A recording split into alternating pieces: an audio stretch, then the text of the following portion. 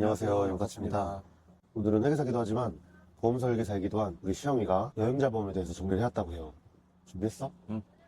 제가 생각했을 때 여러분들이 짧게 여행을 갔을 때 빼먹기 쉬운 게 저는 이제 여행자 보험이라고 생각을 하거든요. 오늘은 저희가 직접 가입해서 써본 경험을 바탕으로 여행자 보험이 왜 중요한지 그리고 어떻게 골라야 하는지 알려드릴게요. 일반적으로 여행자 보험을 가입을 다들 할 텐데 안 하는 분들은 왜 그런 것 같다?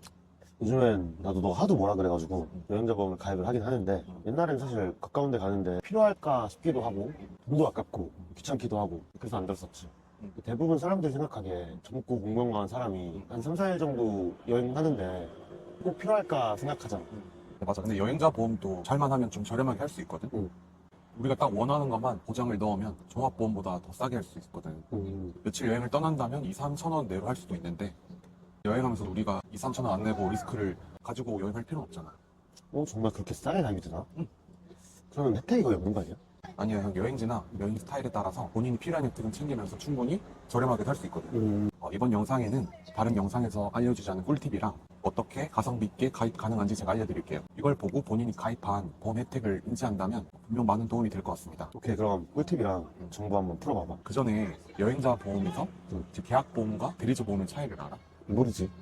그렇지 않은 경우도 있지만 그 차이를 모를 경우에 내가 책임지고 동행인들까지 다 보험을 같이 들었는데 동행자가 여행 중에 질병이나 상해를 입어서 사망을 하거나 아니면 고도 후유장애를 가지게 됐을 때 다른 여행자 보험에서는 보장을 해주는데 내가 가입한 여행자 보험에는 동행자를 보장을 안 해줄 수가 있어. 아, 여행자 보험은 다 똑같은 거 아니야? 왜 동행인이 보장을 못 받게 돼? 우리 보통 여행자 보험을 가입을 할 때 일반적으로 본인과 보험사가 직접 계약을 하는데 이제 이거를 계약보험이라고 해. 내가 계약을 했으니 계약자도 나고 피보험자도 나야. 이럴 때 나는 당연히 여행자 보험의 보상을 다 받을 수 있는 건데 동행자는 내가 그냥 추가를 해서 계약한 거기 때문에 보험사와 직접 계약한 건 아니야. 계약자나 피보험자가 같지 않아서 사망이나 이제 후유장애 같은 것들은 동행인들은 보장이 되지 않을 수가 있어. 이렇게 설계된 이유는 여러 가지 이유가 있겠지만 보험 사기가 좀 일반적인 이유로 이제 그렇게 막은 것 같아. 그런 건가?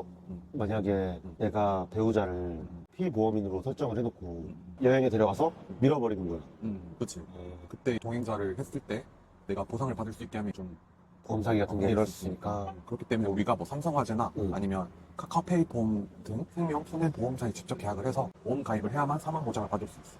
한 사람이 대표로 가입을 하게 되면 가족이나 지인 등의 사망 보험에 대해서는 아예 보장을 받지 못하게 되는 경우가 있어. 동행인 추가 할인 이런 식으로 광고하는 이유가 동행자들에 대해서는 사망 보험 이런 게 좀 빠져있기 때문에 그렇게 하는 거지.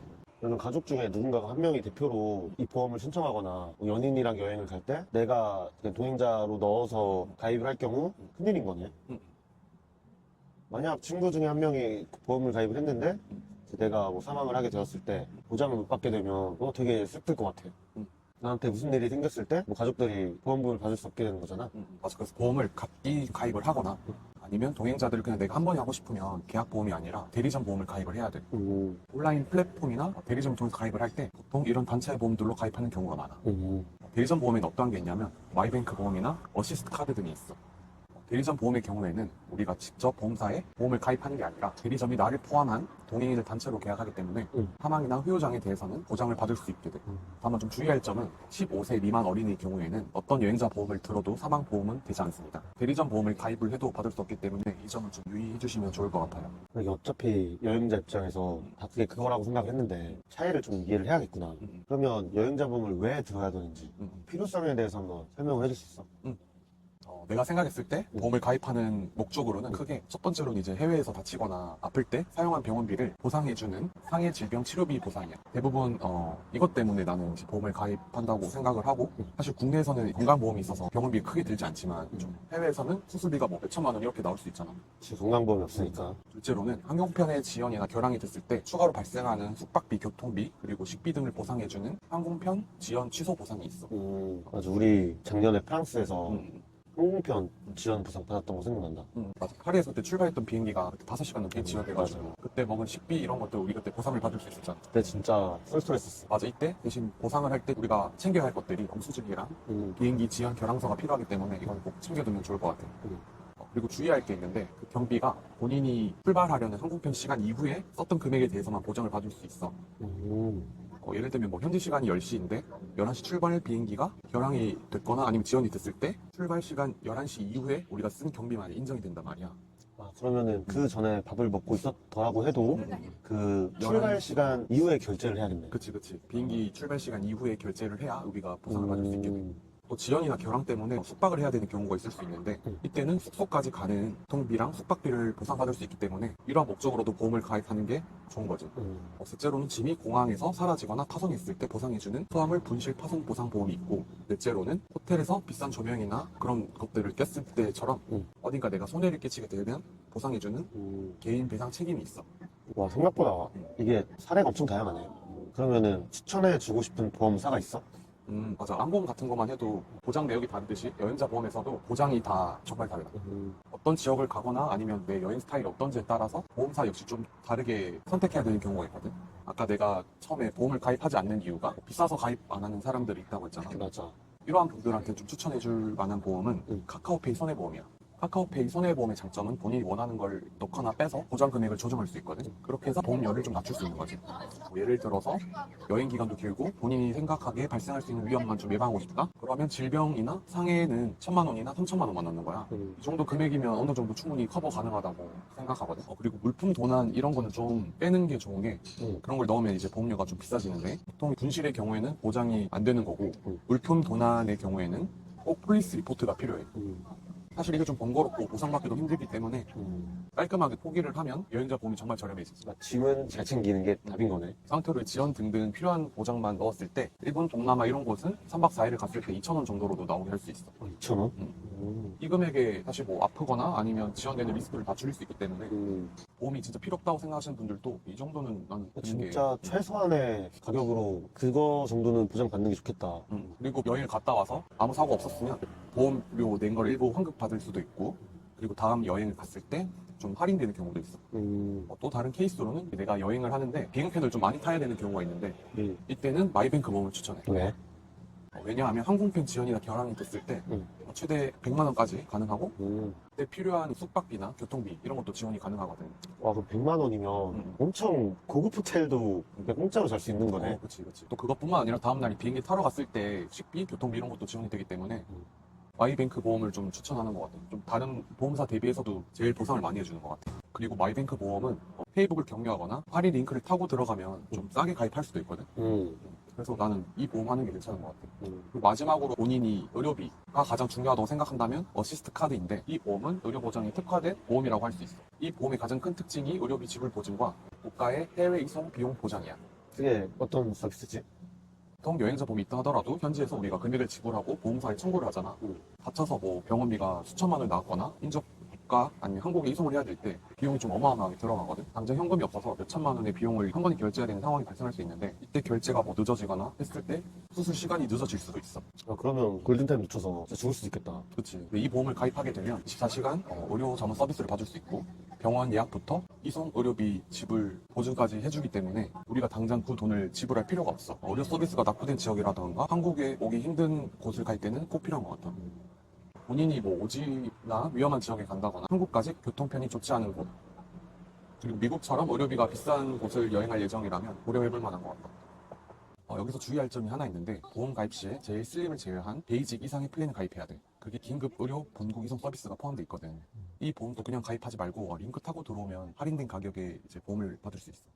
긴급 의료 문국 이송 서비스가 한국으로 보내준다라는 거지? 정리해보면은 크게 상황에 따라서 나눌 수가 있겠다. 먼저 좀 가깝고 접근성이 있거나 의료 서비스가 괜찮은 도시를 여행한다면 카카오페이 손해보험으로 저렴한 가격으로 보장을 맞추거나, 그 유럽같이 경유가 많고 비교적 멀리 가는 경우에 이때는 지연이나 뭐 결항 같은 거에 대비하기 위해서 지연 보장 금액이 크니까 마이뱅크 보험. 마지막으로 위험한 지역, 뭐 오지 여행, 액티비티 이런 거 하러 갈 때 그럴 때는 어시스트 카드가 좋겠네. 그럼 비추천하는 보험도 있어? 우리가 좀 직업도 그렇고 수익 비용을 따지는 좀 가성비 이러잖아. 그치. 그렇게 생각했을 때 내가 비추천하는 보험은 삼성화재 다이렉트 여행자 보험인데, 왜냐면 이제 삼성화재가 이번에 지수형 정액 보상 여행자 보험을 출시를 했는데, 이게 뭐냐면 이제 국내에서 출국하는 항공편에 대해서 정액형 지수 보장을 해주는 보험이야. 근데 이 보험이 좀 특이하게 시간대 정액으로 보상을 해주는데, 좋은 보험 같아 보이지만 문제가 한국에서 출국하는 경우에만 지원이 가능한 거고, 이후 경유편이나 여행 내 탑승하는 항공편, 귀국시 탑승하는 항공편에 대해서는 지연 결항 보상이 없어. 사실 우리나라 항공편은 지연도 좀 적은 편인데 실익이 크게 없는 것 같거든. 이외에도 좀 보험료 대비해서 기대 보장 금액이 너무 좀 작은 것 같다고 생각하기도 하고. 근데 만약 꼭 삼성화재 보험을 가입하고 싶다면 나라면 뭐 카카오페이 보험에서 지연 보상만 추가를 해서 갈 것 같아. 한 3,400원 정도면 가입이 가능하거든. 근데 사실 이렇게 중복해서 가입하면 귀찮기도 하고 빼먹을 수도 있기 때문에 그래서 그냥 나는 아까 위에서 말했듯이 상황에 맞게 혜택이 좋은 보험 그냥 하나만 가입하면 좋을 것 같아. 근데 온라인 플랫폼을 통한 삼성화재 보험을 가입을 한다면 대리점 보험 플랜용으로 제공이 되니까 지수형 정액 보상이 빠지고 다른 여행자 보험처럼 지연 보상이 들어가니까 이거 한번 확인해보면 좋을 것 같아. 향후 KB보험 등에서도 지연됐을 때 지수형 정액 보상이 되는 여행자 보험이 출시될 예정인데 경유편이나 한국으로 입국되는 해외 출발편도 지연 보상이 되는지 한번 체크해봐.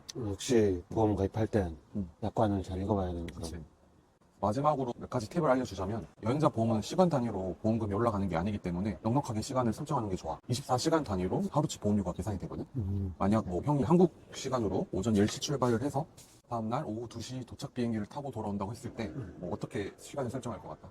그럼 내가 집에서 공항까지 가는 시간이 있으니까 그거 고려해서 한 오전 5시부터 다음날 오후 7시 정도까지 하지 않을까? 맞아. 대부분 사람들 다 그렇게 설정할 것 같은데 하지만 보험금 산정이 24시간 단위로 올라가기 때문에 형이 오전 5시로 시작 시간 잡았으면 도착날 오후 7시로 잡거나 아니면 그 다음날 오전 5시 잡거나 보험료가 똑같아. 같은 가격이면 하루치 금액이 늘어날 시간까지 기간을 늘려두면 혹시 지연이나 결항이 됐을 때 더 오래 보장받을 수 있겠지. 그렇기 때문에 본인의 여행 일정에 맞춰서 보험을 가입하지 말고 여행자 보험 시작 시간에 맞춰서 추가 금액 24시간 단위로 맞추는 게 좋아. 와, 이건 진짜 몰랐던 내용이다.